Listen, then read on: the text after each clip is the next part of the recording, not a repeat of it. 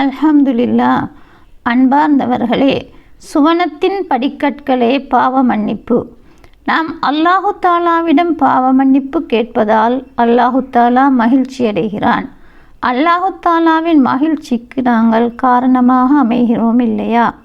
ஒரு ஹதீஸில் வருவதாவது, ஒரு மனிதன் மரணத் தருவாயில் தான் செய்த பாவங்களை இட்டு பயந்து அல்லாவின் தண்டனைக்கு அஞ்சி பிள்ளைகளை அழைத்து தான் மரணித்த பின் தனது உடலை எரித்து சாம்பலை தூர தேசங்களில் உள்ள கடல் மலைகள் இவற்றில் எரிந்து விடுமாறு கூறிவிட்டு மரணித்தான்.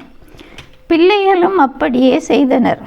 ஆனால் அல்லாஹ்வோ அவை யாவற்றையும் ஒன்று சேர்த்து அவனை உயிர்ப்பித்து, நீ ஏன் இவ்வாறு செய்யுமாறு பணித்தாய் என்று கேட்டான்.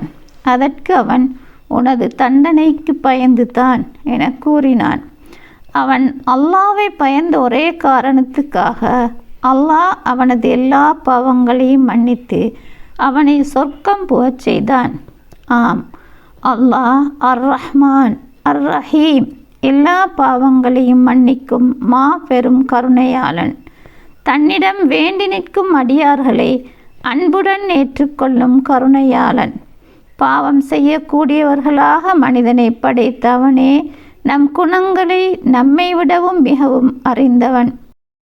எனவே தான் நாம் பாவ மன்னிப்பு கேட்பதற்காக அவன் பக்கம் திரும்புவதை கூட ஒரு இபாதாவாக கணித்து அதற்கு பாவ மன்னிப்பு மட்டுமல்ல கூலியும் தரும் பெரும் வள்ளல்.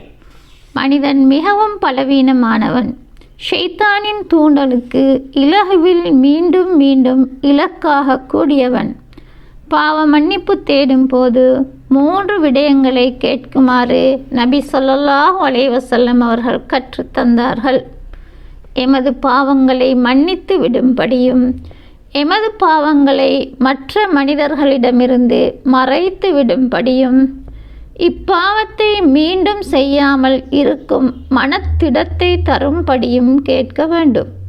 பாவங்களில் இருந்து தவிர்ந்து நடக்கும் மனப்பாங்கை பெற பயிற்சிகள் எடுத்துக்கொள்வோம்.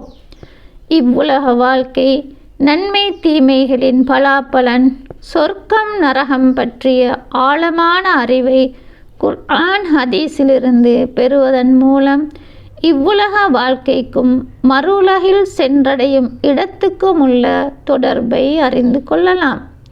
பெரிய பாவங்கள் எவை, அவற்றுக்கான தண்டனைகள் எவை பற்றிய விளக்கங்களை பெற்றுக்கொள்வோம். நாம் செய்து வரும் பெரும் பாவங்களை குறைத்து அவற்றிலிருந்து மீளுவதற்கான வழிகளை சிந்திப்போம். இப்பாவங்கள் செய்ய தூண்டும் சந்தர்ப்பங்களில் அஊது பில்லாஹி மினஷ் ஷைத்தானிர் ரஜீம் என்று ஓதி ஷைத்தானிடமிருந்து பாதுகாப்பு பெற்றுக்கொள்வோம். பாவங்களிலிருந்து தவிர்ந்து நடக்கக்கூடிய நன்மைகளை அதிகமாக செய்யக்கூடிய மனிதர்களை தோழர்களாக தேடிக்கொள்வோம்.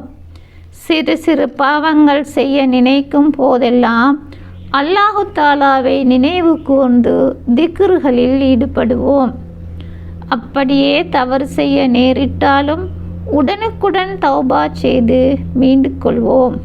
மீண்டும் அப்பாவங்களிலிருந்து தவிர்ந்து கொள்வது மட்டுமல்லாமல் அப்பாவங்களுக்கு இட்டு செல்லும் எல்லா வழிகளில் இருந்தும் தூரமாகிக் கொள்வோம்.